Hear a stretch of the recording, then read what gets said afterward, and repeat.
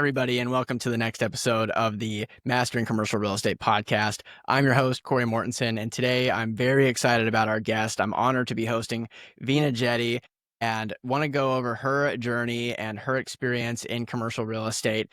And Veena, thank you so much for being on today. I really appreciate it. Yes, thank you for having me. I'm excited to be here. Yeah, so just start by telling the folks kind of where you are, where you're from, and Oh, how you got started in real estate. absolutely. So thank you for having me.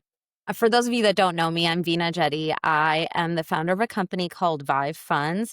We are large multifamily owner operators, primarily in Texas, Florida, Georgia, North Carolina, South Carolina, and Arizona. We focus on Class B value add multifamily assets. And to date, I've done just over $1 billion in multifamily transactions in my own portfolio. And I'm excited to continue growing and sharing my knowledge. I'm also the founder of the Multi-Mastermind community, which is a community of like-minded investors, primarily multifamily, but we have some other commercial investors that are in the group as well. And it's just been a really good place and resource for like-minded investors to come together, share resources, for us to help each other, share best practices, our contacts, etc.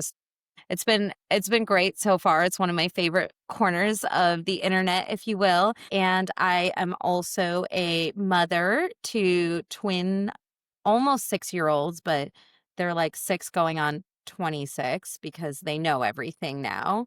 And, I've been happily married for, it'll be 13 years this year. Wow, congratulations Oh, on thank you. everything that you've accomplished Thank you. already. And billion-dollar real estate portfolio is no joke, and that may be one of the largest, if not the largest, portfolio and assets under management of the guests that I've spoken with so Oh, far. So, how okay. did you get to that point? How How did long I have you do been it? in real estate, and what got you into real estate to begin with? Yeah. So, how long I've been in real estate? Pretty much all my life. I graduated from undergrad with my degree in finance when I was 20 years old and started working in corporate real estate. I left Tishman Speyer back in 2012 and started investing for myself. I started with single family homes. Just like everyone else, I thought that's where you had to start. I didn't think people like you and I could own multifamily assets, but that's not true. If I could go back and redo it, I would have skipped single family altogether and gone straight to multifamily. I just didn't even know I could own it ever, let alone before I owned single family homes. So, bought my first deal.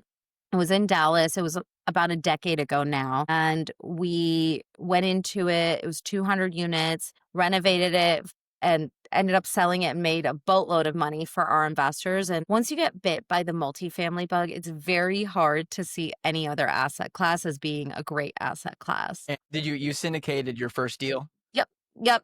So we do primarily syndicate our deals. We do have a fund as well, but syndication, I think there's a lot of uh, negative connotation around it because it is almost like a less formal way of raising capital than like a Blackstone or a Starwood would do. But it's a really great tool that everyday investors can leverage to scale up their portfolio faster. And how did you learn about this avenue coming from single family? You had experience already in real estate. Was this something that you already knew about, a strategy that you already knew about, or how did you learn how to get these deals done? Yeah, I didn't know about it. So it was actually kind of by accident. I had bought all these single family homes, and there was a week where I put 5 of them under contract in 1 week.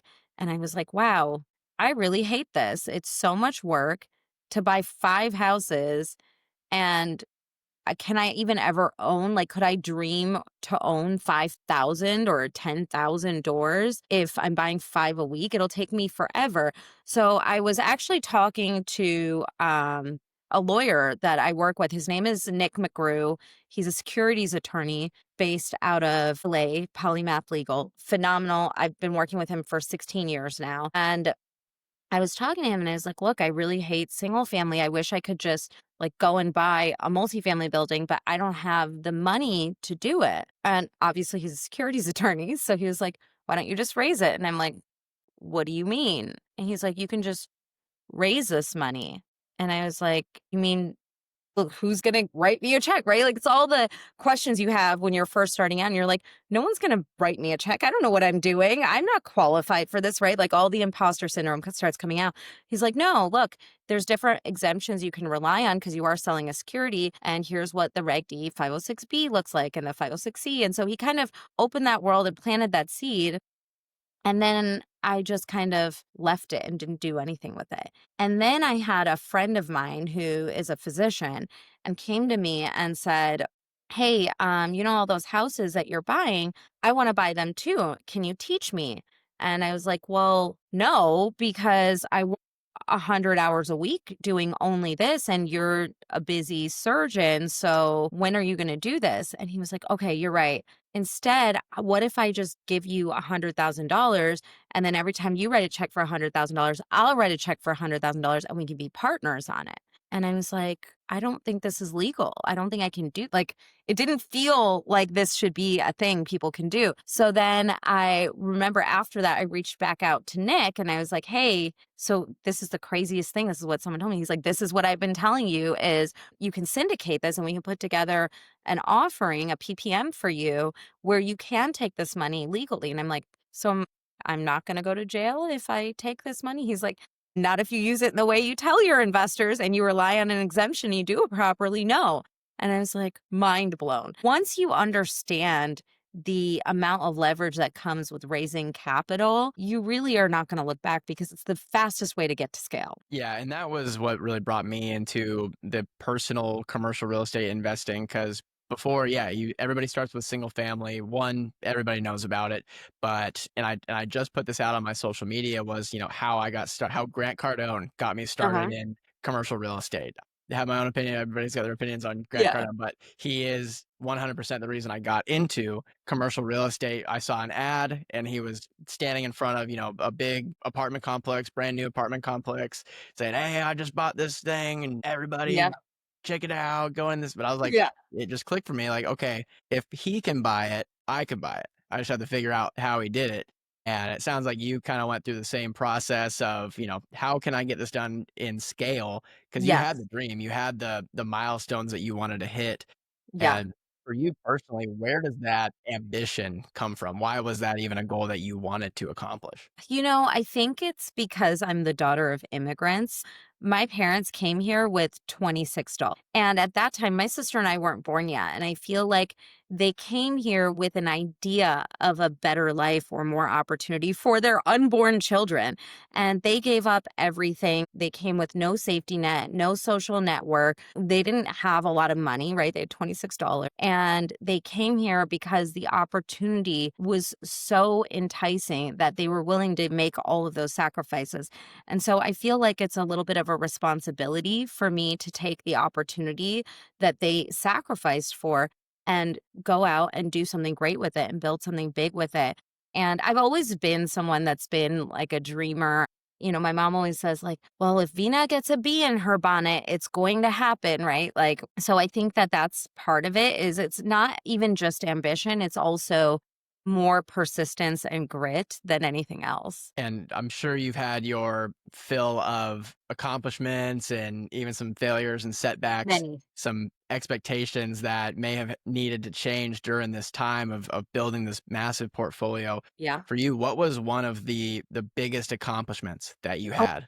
accomplishments. Wow. I mean, everybody expects it to always be something like real estate related, and it's not for me. It's having a very happy, peaceful, healthy home life with my kids, my husband. I have 4 healthy grandparents that live in my neighborhood and see my or their grandkids, my children, almost every single day. My kids go every single day of their life for the most part. They've seen at least 1, if not 4 grandparents. And that feels like a gift. That feels like the real win. If it has to be real estate related, then I would say we bought a deal back in 2023. It was a $131.5 million acquisition.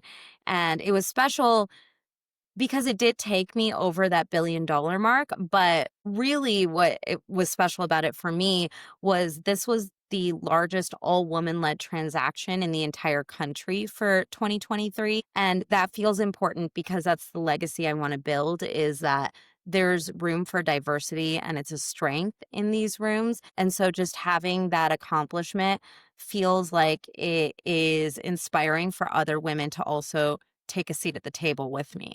And for you, when you are including, you know, women first, diversity first into your business plan, Yeah. how do you structure that in your company? Because this is obviously a can Yeah. be a touchy subject, a hard subject for people to do and do correctly. How Yes. are some of the things that you're doing Yeah, I think it's able to move the crazy. company forward? Yeah, I think it's crazy that we live in a world where like DEI has somehow become a bad word. That is insane to me. It's Uh, unbelievable. I couldn't it, agree more. it's so weird. Like, why is this the hill you want to die on? But okay, so here's how I look at diversity. I look at it at the highest levels, like decision making and above, not in the entry level positions, right? Because that's not true diversity. True diversity is when you have decision makers that have diverse races or orientations, genders, socioeconomic backgrounds, educational backgrounds, walks of life, different experience, right? Like all of that I think is useful and fruitful because you can see more perspective, and perspective is the way we make better decisions. So, this is what I always say about diversity specifically. It is definitely a strength, it is not a weakness. And if we look to Silicon Valley, that is the best indicator for us of what diversity actually can do. Women led startups get less funding than their male counterparts. Less than 2% of funding goes to women led startups. And in fact, if you are male founders and you add a woman to your cap table as a founder, your chances of getting funding drop dramatically. I think it's like 28% or something. Just having a woman on the cap table decreases your chance of funding, which is absolutely ridiculous because the point of VCs and private equity and what we do even is to generate returns and the highest return possible for our investors. So then as a owner operator, then I look to, okay, what are the things that are most likely to get me the highest level of return? Consistently from Silicon Valley, when we look at women led companies, they do more with less money and they outperform their male counterparts on almost every single metric that an investor would care about. So when you look at that, then you go, okay, so they're generally better operators. Why are we not giving women more money to do more with? And when I'm investing, so my husband and I were angel investors. We do a lot of private investments, private placements. And the first question I ask anybody that wants to pitch me a deal is show me your decision making suite, show me your board of advisors, show me your C suite. If I don't see diversity there, I don't invest. I don't care how much money it's going to make me. I don't care how great the idea is. And the reason is because I see it as a massive risk. If you do not have women or minorities represented, that tells me that 100% of your board is 31% of the population. By pure statistics, you cannot have the best of the best. Or you're telling me that women are not among the best. So 50% of the population is just not qualified. I just do not agree with that. And I only want to invest in the best. I want to work with the best. I want to be able to tell my daughters when they go out into the world that I helped change the world for them to be in those rooms and to be accepted in those rooms and to be expected to be in those rooms. And so for me, it's really important that I work with the best of the best. And a part of that is having women at the table. If you want something done, give it to a busy mom. They get. No, I love it, and that was one of the founding principles behind my company, and when I founded it with my business partner, who was very strong, very motivated woman, and I was very Oh, excited to have her as a business partner, and it was something that we always talked about, and bringing the investment landscape and the possibilities of real estate investments, commercial real estate yeah. to women, people call it everybody, diverse backgrounds, and wanting to show them that. And I hope I can do that more with this podcast. And I feel like I've had at least 30 to 50% of the guests have been women. I love And that. it hasn't been pointed that way. I've just reached out to people and that's how it's been. And to Yeah. show them that these people are out there. They're out Yeah, there, they're doing it, they're killing it, and I hope that people can become inspired and see this and see the examples that are out there who are like you, doing it, killing it, and getting it done. But from the absolutely. strengths of having a diverse company and diverse background, for you personally, what would you say is your greatest strength? Okay, so it's interesting you're asking me this question because right before this, I was chatting with my mindset coach, right? Her name's Rosie Noel. She's incredible. So she does Clifton Strengths based coaching. Have you done your Clifton Strengths? Yes, it's been a while. I need to do a revamp. You don't. Okay, so after you turn 19, unless you have like some kind of major life change, you don't actually have to redo it. It's still the same, which is kind of cool, right? Because it's just who you are innately. So I did my Clifton Strengths maybe like 7 years ago, and I didn't really do anything with it. But my number one strength, according to Gallup, is competition, followed by communication, followed by winning others over. And when I got that result, I was like, okay. And now that I've been mindset coaching with Rosie more, I can see more and more how my competition, my communication, and my winning others over shows up. And I do think those are actually my strengths. Those are my best skill sets. They're always on. I'm always using them. I'm always putting them front and center. So I think the big difference for me, right, is competition can be really unhealthy if you are using it from like a place of scarcity.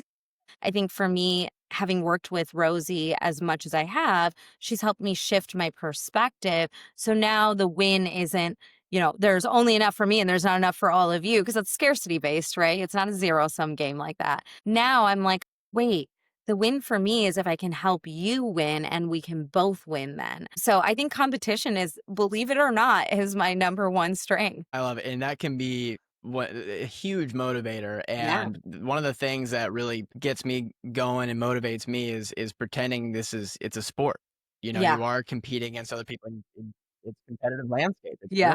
These are highly sought after deals, and everybody's looking for deals, and the space has only gotten more crowded in the last few years, last Yeah. 5, 6 years, even more so than it was before, especially Yeah. in the multifamily space. So, Absolutely. for you as a entrepreneur, business person, real estate investor, what do you do to stand out in this crowded space and keep getting deals done? Well, one, I don't shy away from talking about diversity. And I think that that is very unusual in this space because it's mostly, white men in my space. And it doesn't occur to them, quite frankly. Like it's not top of mind. It's not something that they're dealing with on a daily basis. So that was scary for me, if I'm being completely honest. For a long time, I didn't talk about this because I was worried that I would be like shunned or excluded from deals or, whatever. And then it took me realizing that if I don't talk about this,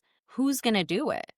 I have the resume and the track record, and I've like done the thing that people will take me seriously when I say certain things. And I really strongly believe this at my core. And so that's why I talk about it now. So, that's one thing that I do very differently. Another thing that I do, I think differently is I'm not one of those people that talks about like everything is amazing all the time and you're going to make bajillions of dollars and never work again. And like, it's not really my style.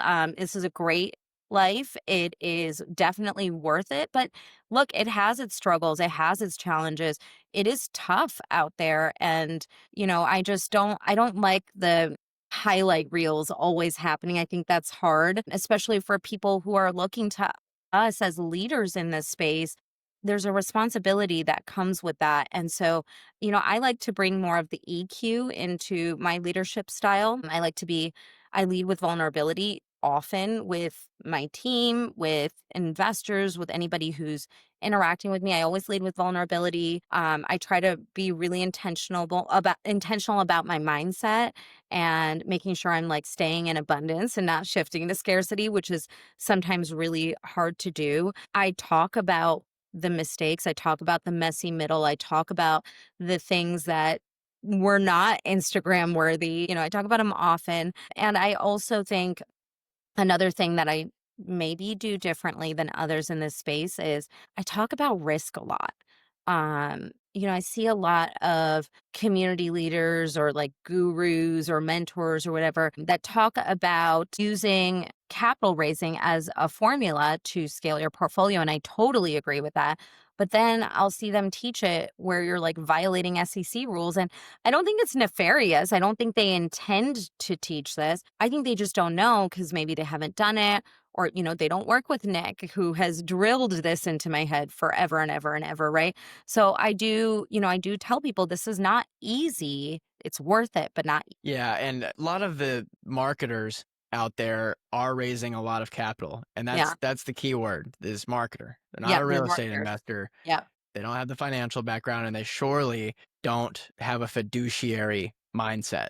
Yes. They see the avenue, they see the business plan, and like you said, it's not meaningly nefarious, but it just takes the right set of skills and background, and this is where you as an investor have to be very diligent in how you or who you place your money with and what their background is and what they're saying. And yeah, I come from a lot of when I'm talking to investors, I'm essentially trying to scare them away from a deal, Yeah. to show them that I am going to give you the real side of Yeah. this. I am going to tell you exactly what's on my mind, which is Yeah. really all the risks going on. I know this is going to be hard. I know it's going to be Yes. an uphill battle. And if we can both come to terms with that and still say it's a good idea, then it's probably a pretty Let's good see. idea. And that's exactly how Nick has always, he's like, your PPM is not your marketing material. This is where if someone is scared, they shouldn't invest. Like you want to scare them away with as many risks as possible. So, it's like finding the balance between being overbearing, but for example, there are things that happen we just don't know about. So COVID hit, right? And none of us knew what to do or what to expect. I didn't have anybody that I could call and be like, hey, so last time there was a global pandemic, what did you do with your mom? Like, no one was alive. No one existed that had been through it before. So we were all figuring it out. But I think transparency, authenticity, and over communication are really important in those uncertain scenarios. Yeah, and those are the things that I think people just they really rushed into the gold rush of real estate with Yeah. syndication and its growth. And I've been telling other folks that I've been really leaning into the marketing aspect Sure. because I have the Yeah, background and the skills, and I believe people should, put their trust in me, especially for the investments and absolutely. personally and financially. But I was frustrated to see how difficult it was to raise capital for some of these deals, given my personality and my background, and these other people who are now under a lot of water and a Yeah. lot of deals, and SEC is coming after some of these folks and these gurus out there. I Agree. want to make sure that I am never going to let somebody outmarket me and take other people's money when it could be going to a better, safer spot, whether it's me or somebody else. I'm putting the Absolutely. platform out there so that people can learn about these things and understand these things as an investor, whether you're putting money with somebody or doing it yourself. But for you, what are some of the insights from your most recent investment that tell us what the deal was, some of Yeah. the numbers, how big the deal it was. What was the capital raising experience like? It was hard. It is definitely harder now to raise capital from retail investors than it's ever been in my career. Investors are scared right now. It's funny because we're seeing like two different sides of the coin, right? So, my family offices, my ultra high net worth, my real estate investor database, all of them are excited. They are like salivating at the deals that are coming out because they know that when you buy at the bottom of a market, this is when you make the most amount of money, right? And we might not be at the bottom yet. We might go down a little bit, but we're near the bottom, right? And it's going to go up. We know that real estate goes up over long periods of time. It always trends up. Yes, there's going to be blips that are going to be different. And yes, there's going to be, different cycles, right? What goes up must come down and vice versa. But what we did or what we saw was a lot of our retail investors are scared because they're not investment sophisticated, right? They do whatever else they do, but they're not investment specific. So the last deal we bought was in Q4 of 2024. It was a $52 million acquisition, 168 doors in Addison, Texas, which is one of the nicest submarkets of Dallas and like 10 miles from my house. It's right down the street from me. And Addison's kind of like an eat, work, play area, a lot of yuppies, a lot of dinks, but our asset specifically shares a property line with the country club there, which is really cool because a lot of our residents are members of the country club, which means they're stable. They're stable with their financial situation, which is always good when you own an apartment complex. The other interesting thing about that deal is the average length of tenants on there is about 3.8 years, which is unusually long for an asset. And most of them are at retirement age. So this is where people come to retire when they don't want to worry about the light bulb or the leaky faucet or whatever it is. So it's like a very clean, quiet, nice community. The thing that made this deal an absolute home run, we raised on this deal with assuming a 2.59% fixed interest rate. I can't do that today on any other deal. The deal before that, we assumed a 2.77% interest rate, but it was a lot easier to raise when you have a sub 3 interest rate that's fixed for, the term of the loan. Investors are much more likely to come into that. But it has been a challenge. In the past, like 5 years ago, I was on a waiting list within 24 hours of sending out an email.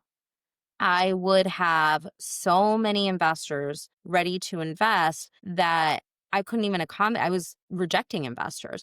Now it's a much heavier lift than that. We need to over raise or get over commitments just to fund the amount we need to close. And for you, when it comes to sourcing investors, is it primarily done through, especially at this stage, through marketing, your platform, referrals, partnerships, family offices? How are you getting more investors so that you can get that pipeline filled up for your capital raises? Yeah, so it started out as being just friends and family because we raised on a 506B. Now we raise on 6C, so we can take accredited investors. Obviously, we have to third party verify them, but it can be accredited investors that we don't necessarily have a relationship with.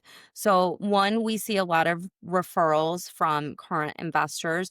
We see a lot of repeat investors. I speak on a lot of stages, a lot of podcasts. So, I have a lot of new investors that find me and want to know more about what we're doing. And they'll come into our ecosystem, if you will, and then they'll come in and invest with us. So we're getting leads from a lot of places. We don't spend money on ads or marketing to get more investors. We've never spent money on ads like Facebook ads or Instagram ads or anything like that. Some of my colleagues and peers in my mastermind do. We just haven't. Doesn't mean we won't. We just haven't to date.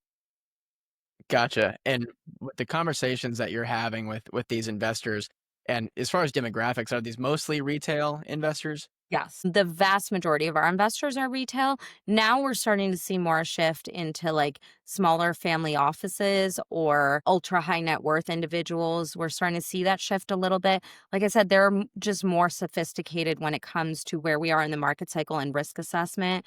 It's like Warren Buffett said, right? Be greedy when others are fearful and be fearful when others are greedy. I think a lot of investors are fearful right now. This tells me this is a time for all of us to be greedy and to make those hard decisions. And it makes sense, right? Because it's hard when you see what's happening in the space. You see assets that are going under, even from great operators, right? Like multi-billion-dollar institutional funds are foreclosing or giving back the keys and doing a deed in lieu on multifamily assets. So it's really scary when you see that as an investor. But that's where, the brave will be rewarded if you can be brave and you can go into this asset class now and you have the right strategy and the right hold period, you can make a lot of money. I love that you quoted Warren Buffett. I've been quoting Warren Buffett on some of the other interviews a lot, just with his retirement and seeing his quotes everywhere. He really is. Writing him and a couple other people have kind of laid out the Bible for conservative investing and the lessons that you can do to stay steady in any market. And for you, when it comes to learning how to invest conservative, especially at the beginning, Yes. where did you get the knowledge and the reps to make an investment and pull the trigger and pull money from other people as well? Where did I get the knowledge? So my degree is in finance, so I had some amount of formal education. And then I went and worked in the real estate space and corporate real estate. I come from a real estate family. So my mom is a very successful single family investor. So she invested in single family since I was little, and she would take us to closings. Now, if I had to start all over again, the very first thing I would do is find a community. It is absolutely the hack. It is the shortcut. It is the easy button. Find a community, network with the people in that community, look for ways to add value, and then go and do a deal. It's going to be messy, it's going to be hard.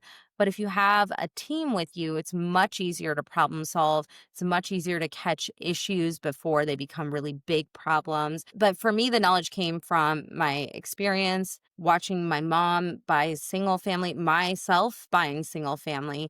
And then honestly, some of it was trial and error. We just learned along the way. I mean, I'm And still learning. Even today, I'm learning.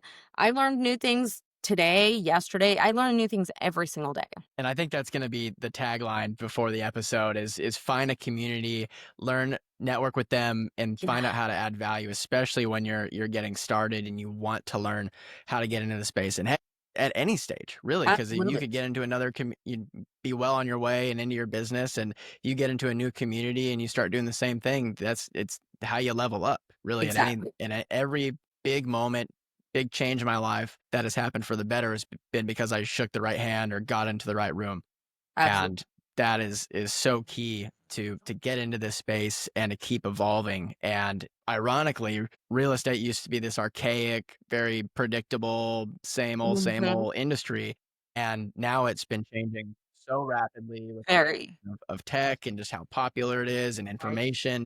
What are you doing to stay on top of all your resources? And what does your tech stack look like? What are some of the tools that you use? Um, Everything AI. So I think we were early adopters. Now looking back at it, we were early adopters of AI. So back in 2023, we started implementing AI pretty much out of the gate. Now, mostly everything that we do has some component of AI in it.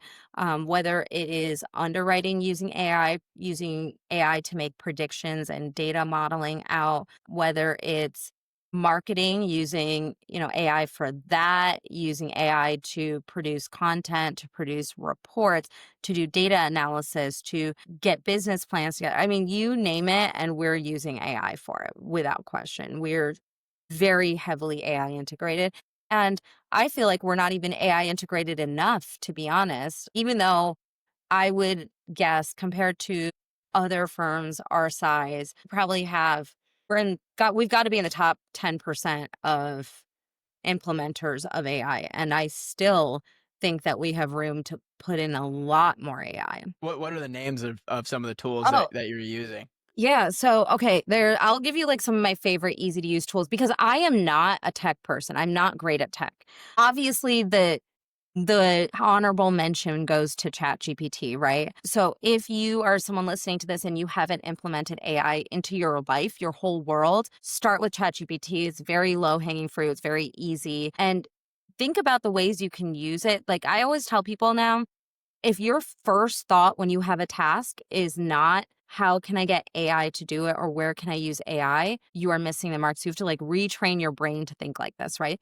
So, for example, if I want to plan a date night with my husband, I'm not going to go to Google. I'm going to go to chat and I'm going to say, hey, chat, I want to plan a date night. I'm in Frisco. My husband doesn't eat meat on weekdays. I feel like eating Asian food, where should we go? Okay. That's how much we use AI in our house, or at least I use AI this much, right? My husband's a different story. He does not use AI pretty much at all. We're like the yin and yang of this. So ChatGPT is number one. Number two, I've been recently diving into Manus. It's like a deeper version of ChatGPT. It's invite only, so you need to find someone who has an invitation that they can share with you. I give out my invitations in my community as soon as they come up. I give them out because it's been such a game changer for us. It allows us to do really complex tasks and you can do multiple tasks at once. Then we use Grok, for example, and Perplexity, and I use that to create newsletters and generate content there. I use Descript to edit content and put out information to investors really easily. We use Canva for imaging and investor reporting, and they have a great AI suite. I use Manus for deep data dives on our numbers and to look at trends and to see where there are areas of opportunity and where there is inefficiencies. There's so many tools, but everything AI. We use Otter now to take notes and give us action items. There's Vercel, which can deploy a website in seconds. Going back to ChatGPT, we've started creating custom chats, custom GPTs for each of our projects. And so now when I have a new project like the Courts of Entry, we'll create a GPT that's solely trained on what the deal is, what it looks like, how it's performing. And then our potential investors at 2 a.m., they want to ask about the difference between Class A and Class B. They can go and ask the custom GPT and it's going to tell them. So it's pretty cool. That's incredible. Yeah, there's so many things out there, especially with ChatGPT and being able to implement, automate, systematize. There's so much more opportunity to have us, especially if you're just a smaller team or like myself, Yeah. just a one-man band, to utilize these things Yeah. and be able to wear all the hats that you have to wear a little bit more efficiently, put out a little more quality, and take in more information, while also handling everything else. So your Absolutely. team, what does your team look like? How big is your office, and how many positions are there in there? Yeah, so I have a JV partner. Her name is Ellie Perlman. She's phenomenal. We've done probably like $700 million of deals together. So most of my portfolio I've transacted with her. And we're usually just the only two GPs on our deal or sponsors on our deal. And between her, like she oversees certain employees, I oversee certain employees. They all go to the same assets. I think we have like 13 now on the administrative level. And on the assets itself, the rule of thumb is for every 100 doors, you have one leasing person and one maintenance person. I think right now we probably have about 50 to 75 employees at the asset level on the property management side. They'll do various functions, right? Like we have leasing managers, assistant leasing managers, maintenance staff, assistant maintenance. We have floating staff. There's like a national and a regional director. And then there's like marketing and accounting teams that support the property management arm specifically. For us, we have analysts that review the numbers and are underwriting and working on acquisitions. We have marketing specialists. We have investor relations. Obviously we have our admins. Angela runs my whole entire world. So she is definitely a key component. I have my partner who at Vive Funds, who is Priya Rajay, also my sister. So we get to work together and she does more of my integration and she's more like our COO while I play more of the CEO role, but she's phenomenal. So we have like a pretty diverse team. But what I would tell you is if I were building the company today, I probably would not need nearly as many employees because of how efficient and how lean I could be with AI. And you can absolutely fill a lot of these roles with all of the tech and the software out there, but there is always going to be a need for Yeah. people and for the human aspect of everything. And so for you as a boss and as a leader, how would you describe your style and what are some tips for being a manager of people and handling partnerships both at Yeah. peer level and below you? Yeah, so my leadership style is very much leading by example. And I also hate micromanaging. I'm never going to micromanage you. If I have to micromanage you, I cannot work with you. So we're very much a hire fast and fire faster type of company. When I onboard anybody, the very first thing I make them do is take their Clifton strengths. And then I have Rosie lay it onto our team grid so I can see how the team will interact with each other. And I can also see what your strengths are and I can understand, like, for example, if you're low arranger, you might not really be a good project manager. Maybe you will be because maybe you have other, like maybe you're futuristic and strategic that will make you a good project manager. But I'm going to look at that, right? And then I actually do a coaching session with my mindset coach to ask her, like, hey, I have this person, this is their role. Are they going to be good at this? Are they going to do a good job in this function? And most of the time she'll say yes or make some tweaks because she does talent management. She did talent management at Lockton. She was a VP there. So it's a 10,000 person company. So it's huge. So she would do talent management. So she would help me kind of structure around the org chart. That was something I didn't know you could do until 2 years ago. So that was completely new for me. Excuse me. So now I never do anything without understanding what their innate strengths are, because what I've learned is by letting them and giving them permission to live in their strengths, I get way better product output, put way better results, way more investment. And I will say my team is good, that even when things are bad or good, they're going to stick by, they're going to ride or die, because we're a company that's created a culture where we care about our employees. It's not just about the bottom line, right? These are humans with lives, and they see me leading by example. They see me being vulnerable. They see me owning up to mistakes. They see me rethinking assumptions that I held to be true and beliefs I held to be true. And so when you lead by example, it gives other people the permission to show up in a similar way. And, we've created a really safe environment, I think, right?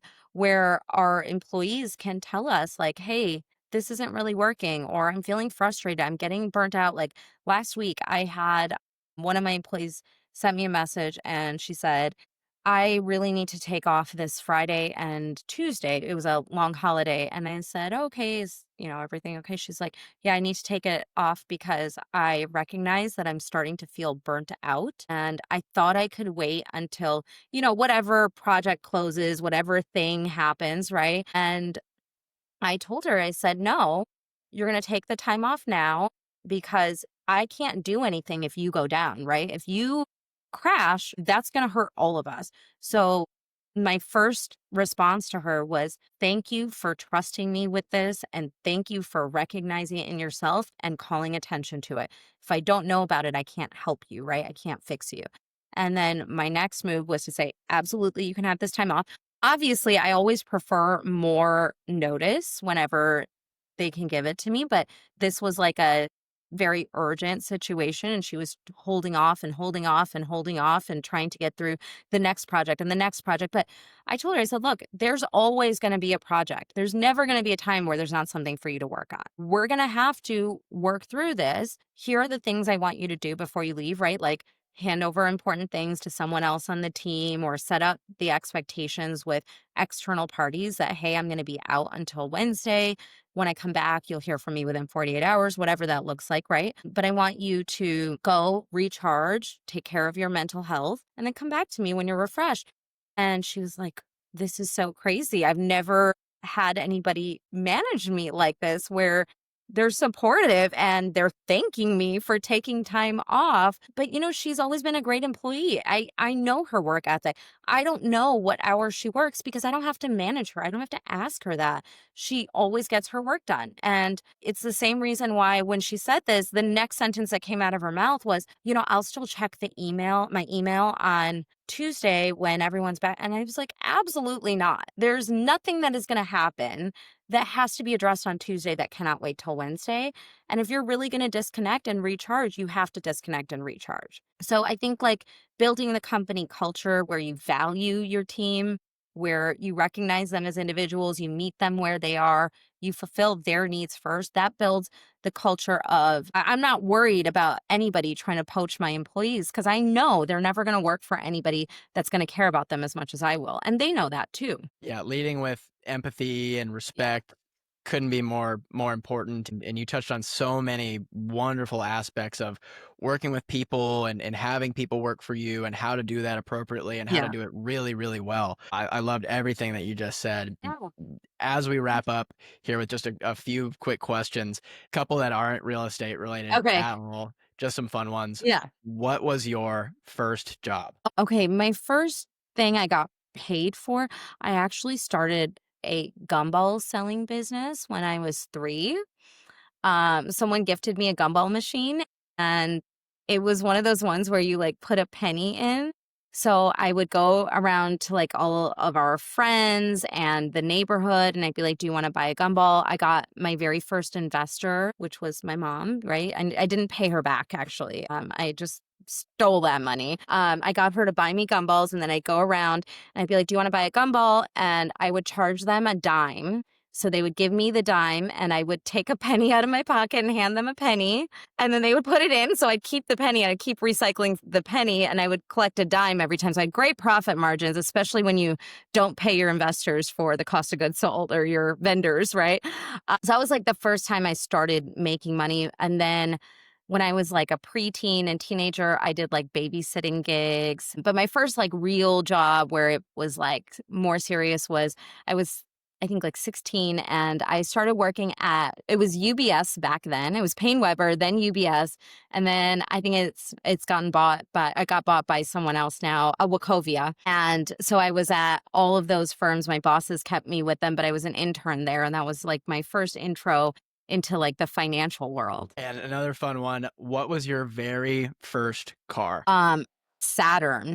It was a Saturn. I don't even know what kind of Saturn, but it was like a cool little sports car. And you got that straight out at 16? When on my 16th birthday, my parents made a deal with us that if we paid for the gas and insurance and half of the down payment on the car, we could have a car.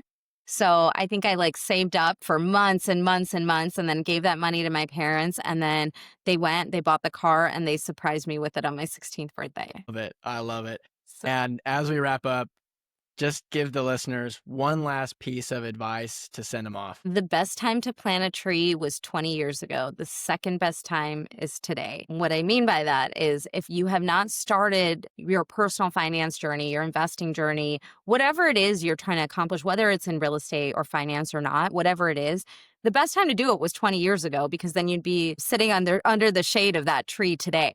If you didn't know what to do or how to do it or that you could do it, that's not your fault. You didn't know. But if you know and you choose not to take action toward it, then that's a choice. That's something you're choosing to do. But do something today that you in 20 years will thank you for. Thank you so much for being a Thank you. guest on today. It was an honor to host you, and this is a wonderful episode. I'm very excited for everybody to listen to it.